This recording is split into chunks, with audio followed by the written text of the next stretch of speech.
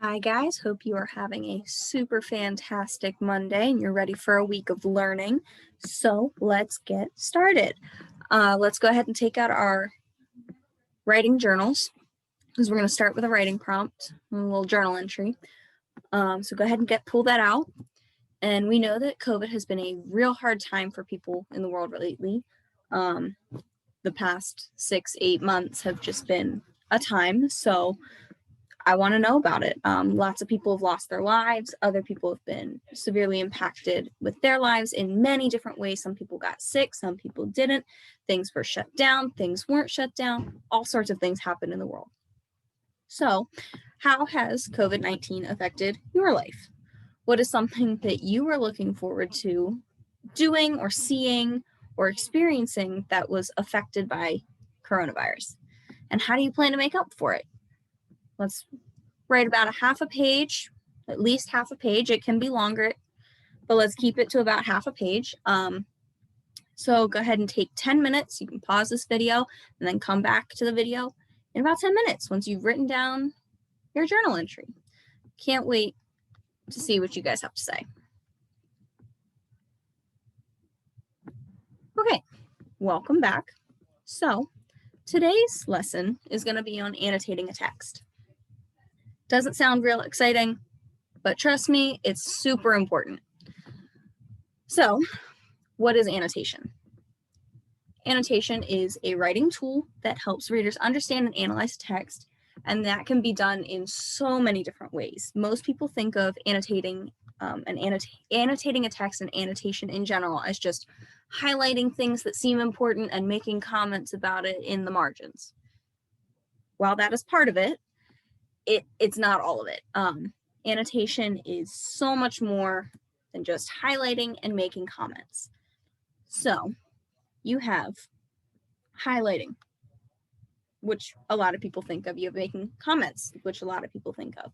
But you also have asking questions and thinking about things in a different way.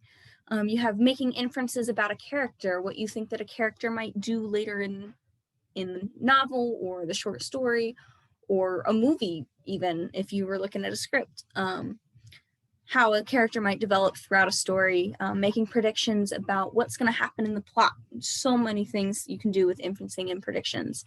You can make connections, both literary and in your own personal life. So it could be to a TV show or music or something like that.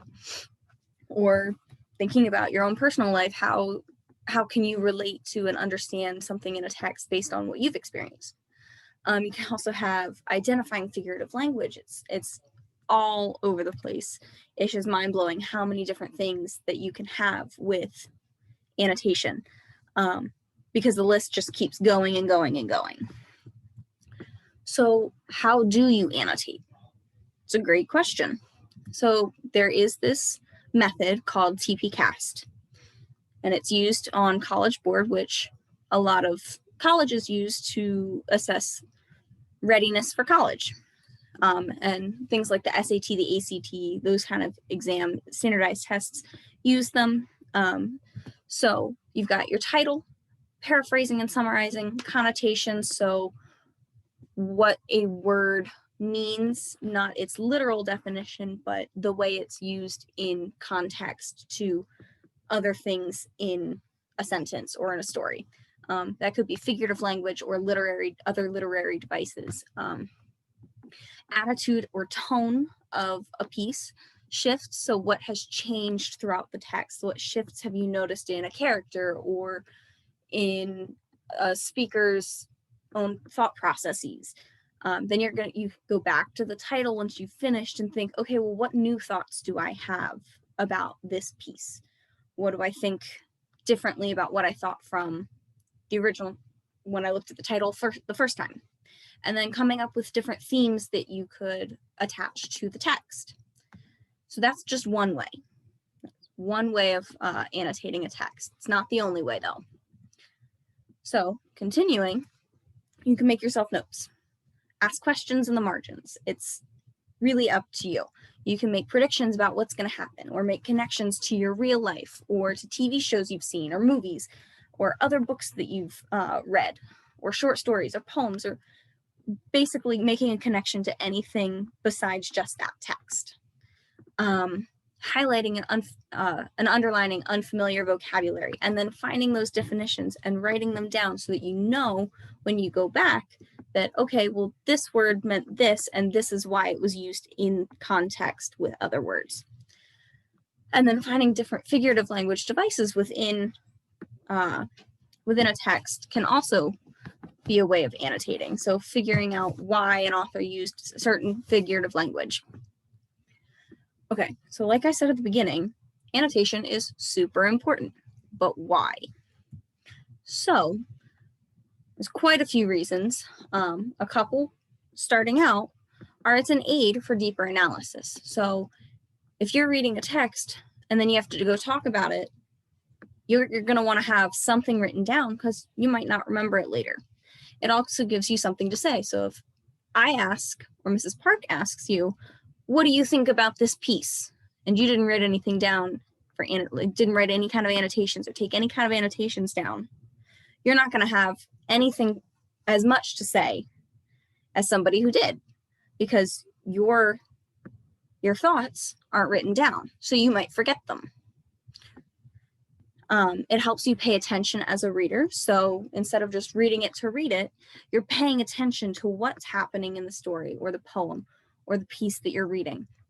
It's giving you that opportunity to make notes and pay attention to what you're reading and really get all of the details down. And then it helps you organize thoughts. So when you're going back later to give that deeper analysis, you have those thoughts organized and ready to go for when you have to go back and recall those thoughts later. Because if you read a text today on October 26th, and then a month later in November, Mrs. Park says, let's pull this piece back out, and you have no annotations, you might not remember what you thought about it. So annotations are a way to help you recall the thoughts that you had based on that text at a later date to form an analysis. So if you're going to write a paper about it, you have all these thoughts ready to go so you can figure out how you want to organize your paper. So this pyramid gives you a lot of cool things about annotations. So it has 3 different levels. It has a basic reading level, basic reading skills level, identification level, and analysis level. So each part, it's almost like a building ladder, building blocks up. So you kind of start off annotating with basic skills, highlighting and underlining things, giving a little bit of a plot summary, asking yourself, like, what happened? Who were the characters? What are we seeing? That kind of stuff. How do I feel about it? Given some just basic generic annotations. Once you get up to the second level, so you climb the little ladder a little bit, you're starting to think about, okay, well, what's going to happen next?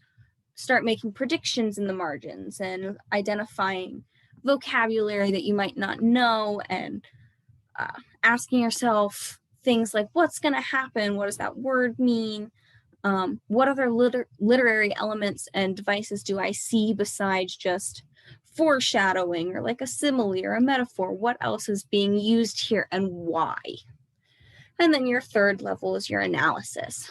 The biggest part about it, it makes it easier to think about it and understand a text.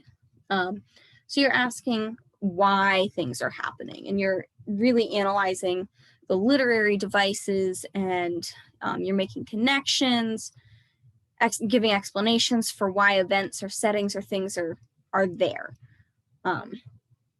You can ask questions about, like, why and how are these characters relating to each other? Why is this literary device important? So many different aspects to these levels. A good annotation of a text is going to include all 3 levels. It's not just level 1, level 2, or level 3. You have to take the steps to get to level 3, but you got to start at the beginning and go up. Okay, so what does this annotating look like? So let's take the Robert Frost poem, The Road Not Taken. I'm sure we've all heard it, but let's read through it anyway. Two roads diverged in a yellow wood, and sorry I could not travel both and be one traveler. Long I stood and looked down one as far as I could, to where it bent in the undergrowth. Then took the other as just as fair, and having perhaps the better claim, because it was grassy and wanted wear. Though as for that the passing there had worn them really about the same, and both that morning equally lay, in leaves no step had trodden black. Oh, I kept the first for another day, yet knowing how way leads on to way, I doubted if I should ever come back. I shall be telling this with a sigh, somewhere ages and ages hence. Two roads diverged in a wood, and I took the one less traveled by, and that has made all the difference. I'm sure we've all heard this poem. So how might someone annotate this? So I did two different examples. This first one is as one person, and then later on I did another one as a completely separate person. But both times I approached it as if I had never heard this poem before. So what did I do? So I started kind of in that TP cast system, and I looked at the title and I was like, okay, the road not taken. Why is that road not taken? So then I read through the poem and I got to, and sorry I could not travel both and be one traveler. I thought, okay, well, does the speaker, come back and travel that other road that they didn't take the first time? Like, are they going to come back? Wasn't sure. So then I keep reading, and I realized that in the next two lines, and looked down one as far as I could to where it bent in the undergrowth, and then beginning in the next stanza, then took the other as just as fair, and having perhaps the better claim, because it was grassy and wanted wear. So I thought, oh, well, they're making they have to make some sort of decision on which road to take, so they're weighing which one is better. It's kind of like finding the pros and cons of something. Like, I've done that.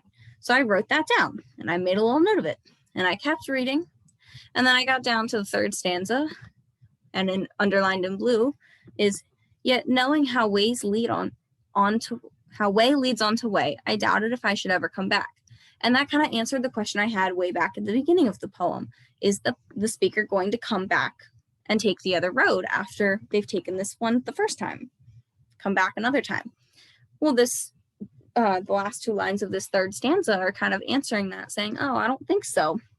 I doubt that I'm going to come back to this road and to this fork in the road and try it again. So I finished the poem and I underlined the last two lines. I took the one less traveled by, and that has made all the difference.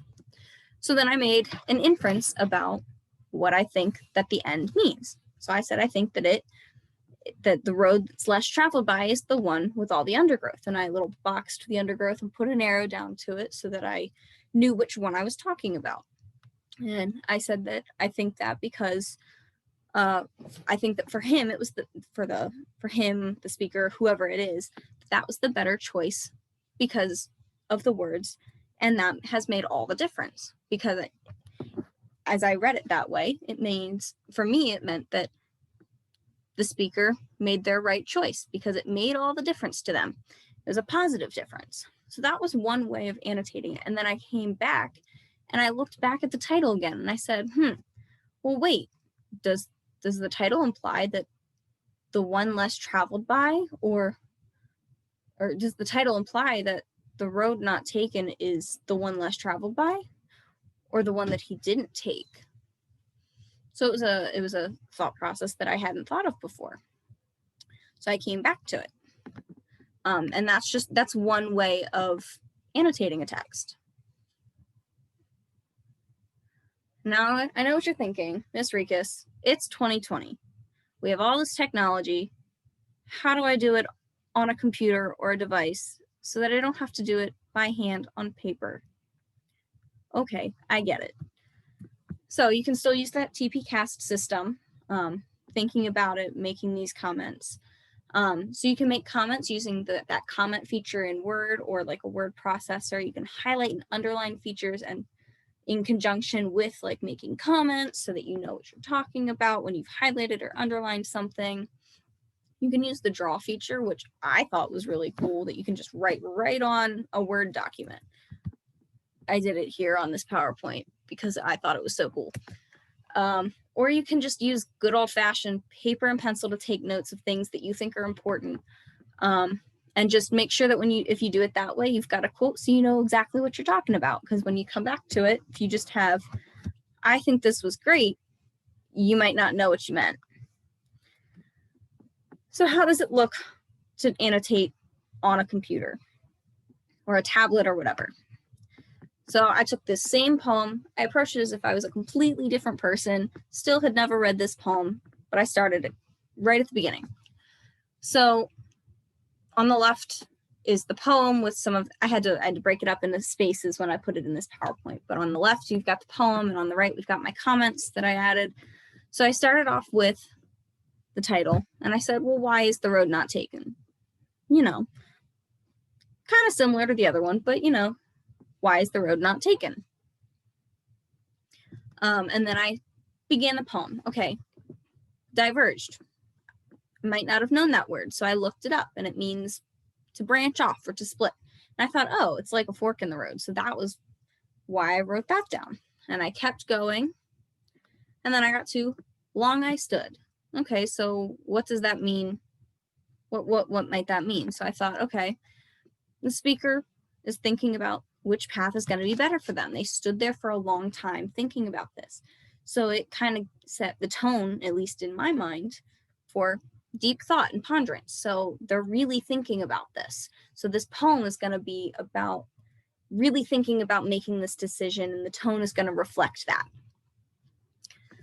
So you've got the parts about describing each path, and I got to the spot that says, as just as fair. Okay. And then I kept reading. Okay, so the one with the undergrowth and the one that's kind of grassy and got some wear and tear on it from people walking, it's for the speaker, one isn't obviously better than the other. It doesn't make his decision easy. Okay, well, this one is a clear path. People take this one all the time. It's for him, it's for the speaker, it's not clear which one is taken more often because they're equally lay, as the beginning of the third stanza says, and it's just as fair. So they're, you know, so I made a note that one isn't obviously better than the other. So it made his ponderance and deep thought further throughout the poem. And then I kept reading, and I went down to the beginning of the fourth stanza. I shall be telling this with a sigh. So I thought, is the speaker saying that in the future they might think they made the wrong choice, or is it a sigh of relief that they made the right choice when they think back? So I questioned it. I circled a sigh, and then I put a little comment to ask the question.